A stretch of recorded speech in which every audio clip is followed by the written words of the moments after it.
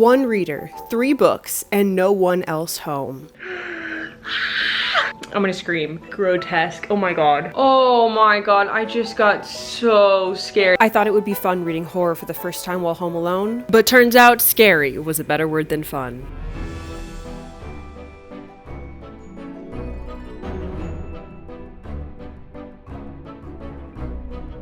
I'm so excited to start filming this video. I felt like a little kid on Christmas morning all day because I love scary things. I love horror movies. I love haunted houses. I cannot believe that I have never ever read a horror book before. I guess I have like semi-read horror books a little, but I feel like they don't really count. I've read quite a few mystery thrillers, and some of them like maybe have a little horror elements. Like probably the closest horror book I've read is The Only One Left by Riley Sager, but even that one I feel like is 90% mystery thriller. So this video is me reading my first official horror books ever, my first time ever reading Stephen King, and I'm doing it all while completely alone in my apartment. My boyfriend is on a trip right now, but despite the fact that I will be reading these books completely alone, I will not be choosing these books completely alone because I have called in some Stephen King experts to choose what books I read in this video. I'm gonna be reading 3 Stephen King books in this video, chosen by 3 different experts, and our first expert is probably the biggest Stephen King fan that I know and a fellow booktuber, Ian Gabelli. If I had to guess, I don't know. I would think that he would recommend me maybe like a really iconic Stephen King book since I've never read a book by him before. My guess will be It by Stephen King. Although that book is so insanely long. I think it's like 1,000 pages. How long is It by Stephen King? 1,168 pages. Actually, I hope he doesn't do that one because that's so long. Okay, let's see. Hello, Ali. Thank you so much for asking me to be a part of this video. It is always an honor to be asked what Stephen King book should I read. I am a really big Stephen King fan, so you come to the right place. When people who don't really read Stephen King much come to me and ask for a recommendation, it's always the hardest thing to pinpoint what book would be perfect for them to start with, but really there is no wrong answer. However, for you, I'm leaning more towards some of his popular or critically acclaimed works to start with, because you really can't go wrong with any of them. And the one that I have specifically in mind for you is Misery. Don't let that cozy little cabin in the woods fool you. This book is absolute nightmare fuel. Author Paul Sheldon gets in a near-fatal car accident and is saved by none other than his biggest fan. She nurses him, she mends him, she feeds him, and at the same time, holds him captive. This book is pure psychological horror. There is nothing supernatural about it. The terror in this book just mounts and mounts and mounts. You don't know what's coming around each corner. You don't know what's going to happen next. This book keeps you on the edge of your seat the entire time. And in Stephen King's own words, this is one of his favorite, if not his favorite antagonist he's ever written. I think this is a perfect launching pad for anyone looking to get into Stephen King, and for you, Ali, I think you'll appreciate this so much. That's my recommendation. Yay! Okay, I'm so excited. I have not heard of Misery by Stephen King, and of course, I do not own it, but by the plot description and Ian's personal rec, I'm very intrigued, and I'm glad he described it as very scary. So now, we need to go to the bookstore and buy it.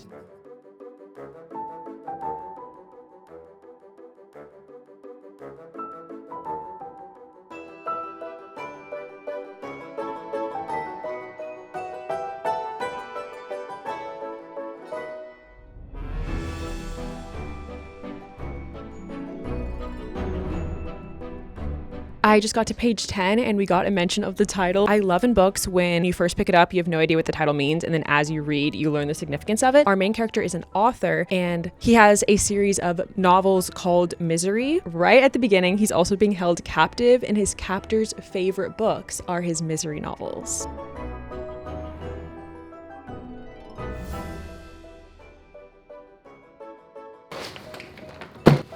I have quite the haul for you guys. I got Misery, as you guys saw, and I also got a few other books for a book shopping video I just filmed. Also, if you haven't met my cat, this is Luca. The other books I got are Tourist Season, Twilight, and Fake Skating, which I also think are gonna be great seasonal reads. And I also went grocery shopping. I went to Trader Joe's. They, I think, just put out a bunch of their fall stuff. I thought we needed some cozy fall vibes as we enter the darkness and spookiness of reading this book at night tonight. So for dessert tonight, we have pumpkin sugar cookies. I'm also gonna make pasta, so I got some sausage, sauce, and my #1 goal was to try their pumpkin gnocchi, but they didn't have it, so I just got regular gnocchi. One more Halloween product is pumpkin ale. I was talking with the cashier, and we both agreed we are skeptical but intrigued of this flavor.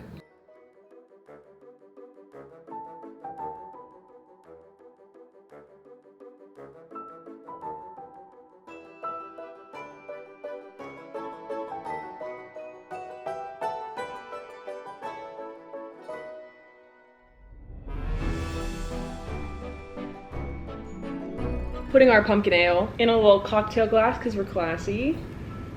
Oh, that is not good. It does taste like pumpkin. Is it growing on me? Maybe. Wouldn't buy again, but will drink what I bought. Mmm. Wait, this is so good.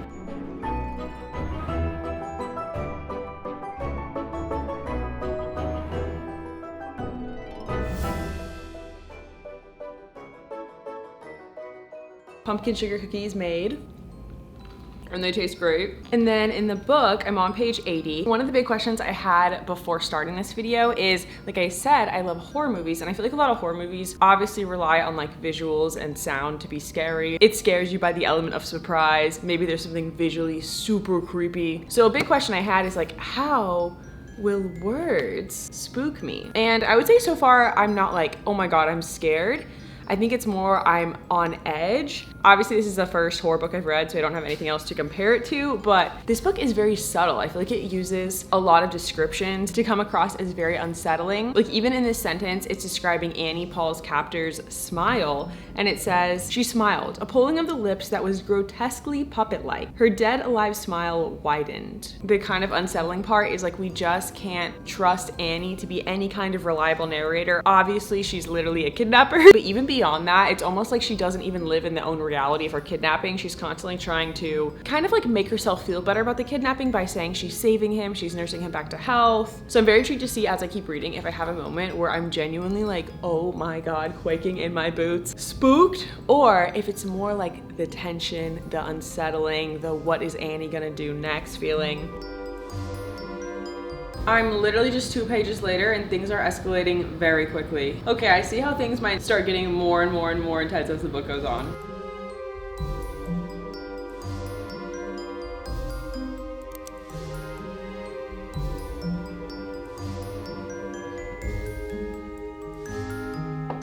Had to light my pumpkin candles to set the mood. I've done a lot of reading so far today and I'm on page 248. And something happened that had me like, ooh, it made me so squeamish. It was so gruesome. And what I really like is that you can see both of their mental states just getting worse and worse as the book goes on. Now Paul has been Annie's captive for quite a while, and just seeing like how that wears on him and also on her is really interesting.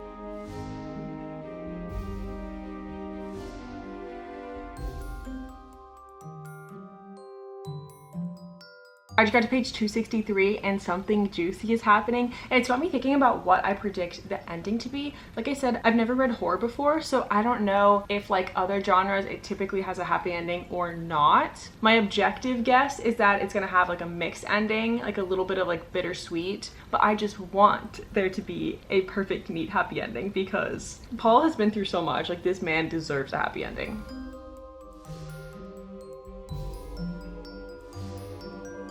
I finished the book. The ending got me multiple times. Like there's multiple moments. Oh, I can't even say because I don't want to tell you anything. I feel like you just have to go in being surprised. I think the last 100 pages of the book were my favorite by far. Like very high stakes. I was on the edge of my seat the entire ending. For a star rating, I think I'm gonna say 4.25 stars. The only reason it's not higher is I do think like some points moved a little slower for me. More so kind of like the beginning middle. But I think it's so impressive that the majority of this book takes place in mostly one room, or at least one house with just 2 characters. Like that's crazy to be able to write an entire novel and hold a reader's attention with such a limited number of setting and characters. Good first start, I would say, to Stephen King. And now I think I'm gonna watch the movie literally tonight while it's fresh in my mind. I'm like so excited to see how the actors are gonna bring these characters to life, particularly Annie.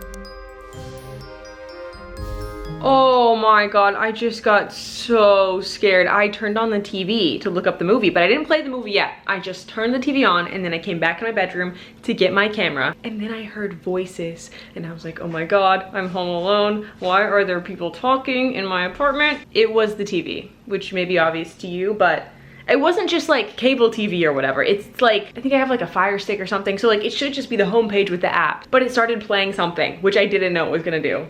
Oh, I was really in here like, I'm gonna have to fight off these intruders. Okay, I'm now gonna watch a scary movie now that I am currently heart pounding. Wish me luck.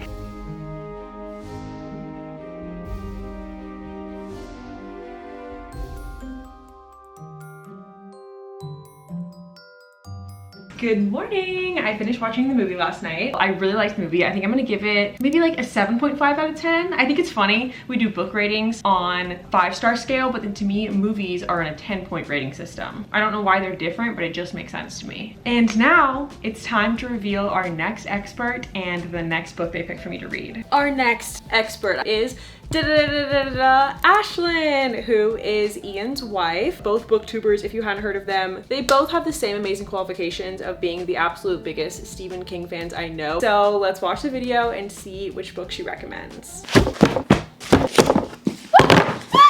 As you've seen, we own a lot of Stephen King. And there's even more behind me. Ali, thank you so much for asking me to give you a Stephen King recommendation. You know, this is like a huge honor to me. Thank you a million times. I could not decide between these two books that I wanted to give you that are some of my favorite, but based on what you've told me that you just love in horror movies, I decided there's only one right answer. So the one I'm going to be giving you is actually like my favorite book of all time. Oh, I really gotta move this around actually. That is Pet Sematary by Stephen King. You have to read this book. Like, I need to talk to you about it. From the man himself, he has said this is the scariest book he has ever written. That will make a lot more sense after you read the book, and then you have to read the author's notes at the beginning. If you don't know what Pet Sematary is about, it follows the Creed family. They just move into this small town, and they have this huge road that is right outside of their door where there are these big trucks that are constantly driving down it. And unfortunately, a lot of the neighborhood pets end up getting killed by the trucks on this road. Because of this, the community has a pet cemetery, which happens to be on the property of the Creed family. They are warned by a neighbor across the street that the pet cemetery might be more than it seems. And as it says on the back of the book, sometimes dead is better. And let me just say, the less you know about it is kind of better, especially if you like horror, then you can just jump right in. This made me constantly look over my shoulder. I was terrified as I was reading it and my skin was just crawling. I cannot wait to see what you think. Thank you so much for asking me, and best of luck to you, friend. I am excited but nervous for you. Okay, I'm so excited. To be honest, I'm not really surprised. I didn't know before watching this video for sure that she would pick Pet Sematary, but Ashlyn has told me so many times that she loves that book, that I'm pretty sure it's like one of her favorite books ever, if not like her top Stephen King book for sure. So I had a feeling she would pick that book. Honestly, I was hoping she would pick it just because I've heard so many amazing things from her about that book for so long. I'm also excited that she said it's like one of his scariest books. I did not know that. And I don't really know anything about Pet Sematary, obviously, besides the summary she just gave. So I'm glad she said to go in kind of blind, like the less you know the better, because that is currently where I'm at. And I also know there's a movie, so another one where we can watch the movie after reading the book. I also wanted to reveal the third book we'll be reading in this video because we have kind of an interesting timeline coming up that I'll explain in a second. But first, our third book reveal is a book I actually already own right here, 11/22/63 by Stephen King. I picked this book for a few reasons. Number one, Ashlyn and Ian actually convinced me to buy this book, I think earlier this year. So they are also kind of dually the experts for our third book pick. I know Stephen King is so well known for horror, but this book is actually not horror. And before they told me about this book, I had no idea that he wrote anything besides horror. So I thought it would be fun in this video to do two scary books, which is his classic bread and butter, but to also do one that's a different genre. So to kind of get the full Stephen King experience. And now to discuss the timeline that I mentioned. Coming up, I actually have almost a 2-week trip to Europe that I'm going on with my mom. And then when I get back from Europe, I'll be home alone again because Danny will be on a work trip. Because of that kind of weird timeline, I thought it would be fun to read 11/22/63 next while I'm on my trip. Since this one isn't scary, I don't need to prioritize reading it while I'm home alone. And then we'll pick up Pet Sematary when I get back from my trip. So that's kind of our calendar for the rest of this video.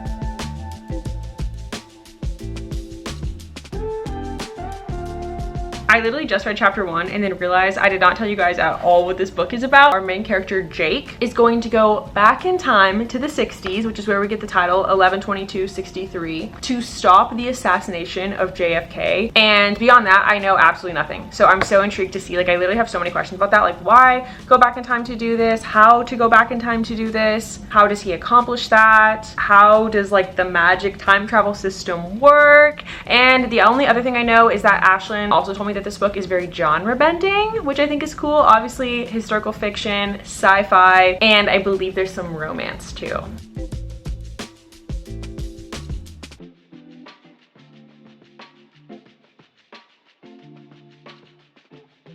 I just made it to part 2, chapter 6. I have felt instantly hooked, which I feel like is rare. Normally I feel like it takes a little bit for a book to hook me. I think what makes it so good is it feels so immersive. The second he stepped back in time, I literally felt like I was right there with him.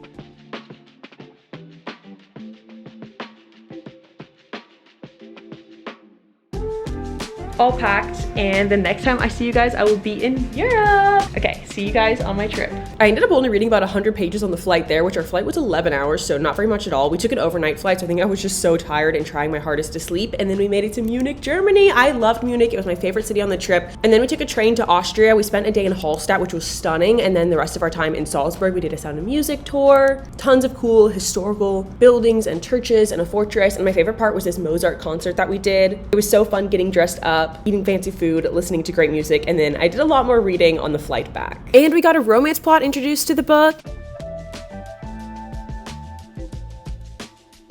I'm back from my trip and I'm on chapter 27, which is page 689. So I have just under 200 pages left. And the start of this chapter is 11/17/63. So we are nearing the date of the book, 11/22/63. And I'm so scared for the main character. Everything is going wrong right now and I don't know how he's gonna pull off his mission. But I'm so excited. We are literally, oh my gosh, I feel like I'm just recalling so much that has happened since I last updated you guys. And we got so much of the romance, which I love so much. I remember Ashlyn telling me that I think she said this book is her favorite romance ever in any Stephen King book that she's read, and I can see why. Like, I feel like it's just such a great love in this book. And I just love the people. I thought I'd more so be in it for the sci-fi plot, which I am, but I just really care about our main character Jake and like all the people that he's met and that are a part of his life now in the past. And I'm so scared too, because I'm like, at the end, is he gonna go back to present day? Is he gonna stay in the past? Because I also love like the life he's built in the past, but he probably also wants to return to his actual time period. Anyway, tonight I'm actually going to my friend Jordan's house. I'm gonna have a sleepover at her place. I haven't had a sleepover since I was a kid, I feel like, so I'm so excited. I'm gonna grab sushi for us. I think we're gonna watch a movie. She just read this book. I was just watching her vlog of her reading this book, so I'm also very excited to talk to her about this book.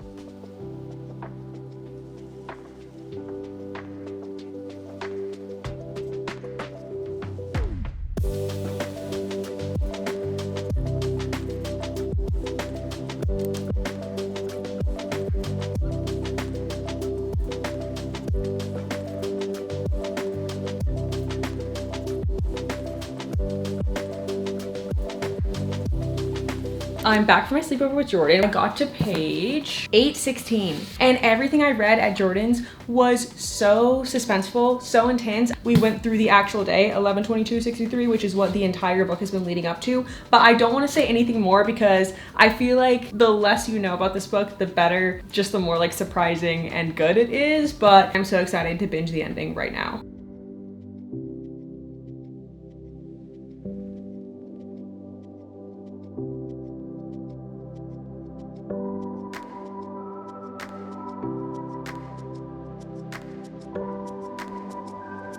Hello, it's Editing Allie. Just jumping in because for some reason I forgot to film my final review of 11/22/63.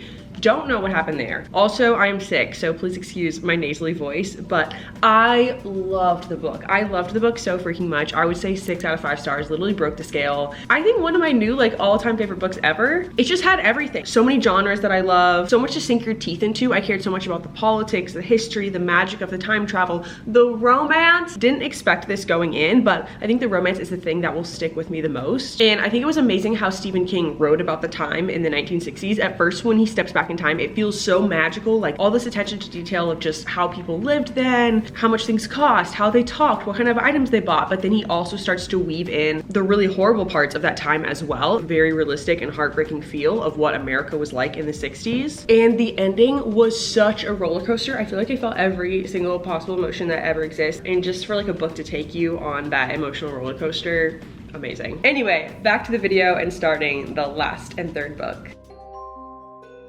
It's a few days later and it's time to start Pet Sematary. I'm literally so excited. And I just put the book on hold at my library and it's now ready for me to get. And Danny just left. He's out of town again for the next few days. So we will be potentially reading Stephen King's scariest book, as he has said, while home alone for the next few days. So we have a little to-do list for today. Number 1, I need to run to the library, well, I will be walking, and grab Pet Sematary. 2, I currently have a little side quest happening right now. I joined this in-person book club with some of my friends, and the meeting is tonight, and our book is Sword Heart. And I realized yesterday afternoon that I hadn't read the book because I kind of forgot about the book club meeting happening, so I have been absolutely binging Sword Heart last night and today. I know this is not related to our Stephen King content at all, but bonus book in this video. I have 2 hours and 30 minutes left of the audiobook, and we meet for book club in 3 hours and 15 minutes. So also on our to-do list, finish Sword Heart, attend book club, and then start Pet Sematary tonight. Okay, daily task to-do list montage starting in 3, 2, 1. Let's go.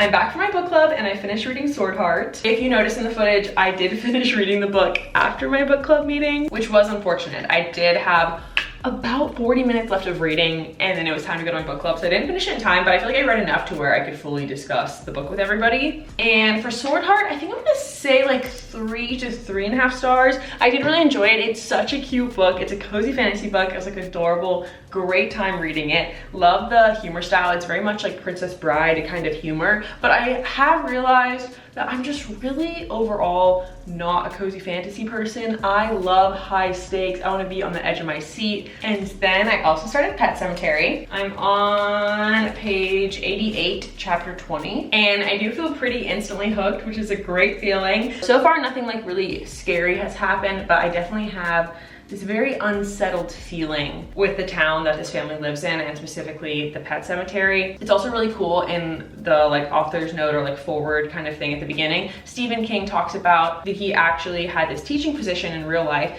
and he was living in this town temporarily for this teaching position, and there was a pet cemetery and it was spelled just like the title, spelled incorrectly. So I was like, that's so cool that he got the idea from an actual real location.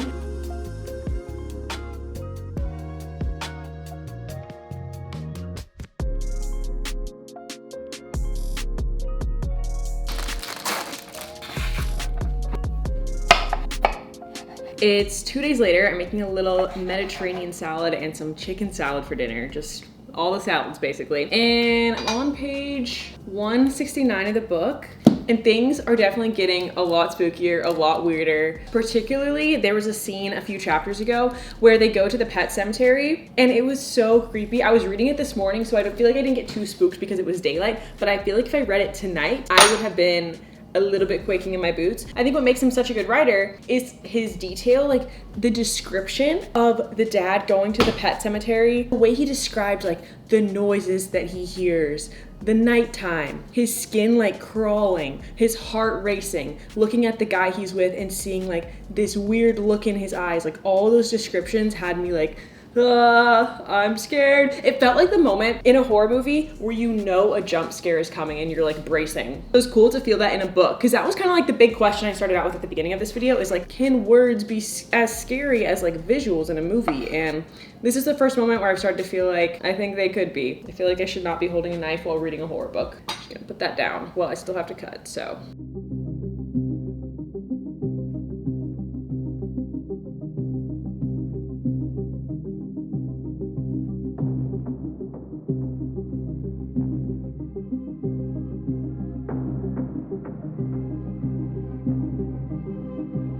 Update, I'm in a blanket fort. I built a blanket fort yesterday for a video I was filming. Oh my gosh, I've read so much since I last updated you guys. I've been hooked. I'm on chapter 43, which is page 289. I think I have just about exactly 100 pages left, and something unexpected and very bad happened, and now it's about to get worse. So that's kind of my only update, is bad. Things bad. And I started listening to the Pet Sematary soundtrack from the movie, and it's definitely up to the spooky factor. Literally just listen to this. No, I'm already getting spooked out just listening to that sound. Okay, wish me luck.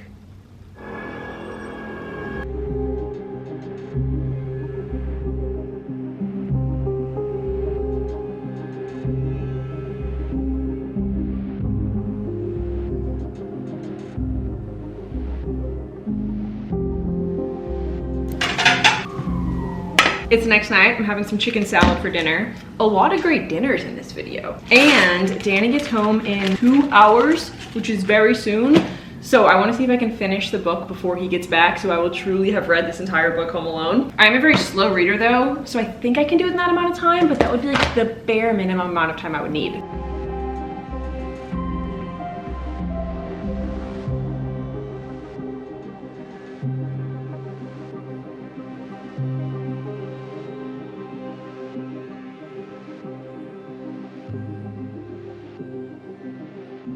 I just got back from going on an evening walk and listening to the audiobook, and the scene just described, the image I have in my head of what is playing out, I'm gonna scream. Grotesque. Oh my god. I'm gonna switch back to the physical book now, and I'm actually scared because I feel like it's so much scarier physically reading it with my music playing like I was saying yesterday. Also, I feel like my comments on this book in particular have been kind of vague, but I just truly feel like this book, the less you know the better, because everything happening I had no idea was gonna happen. Dead is better. Dead is better. Okay, oh my god.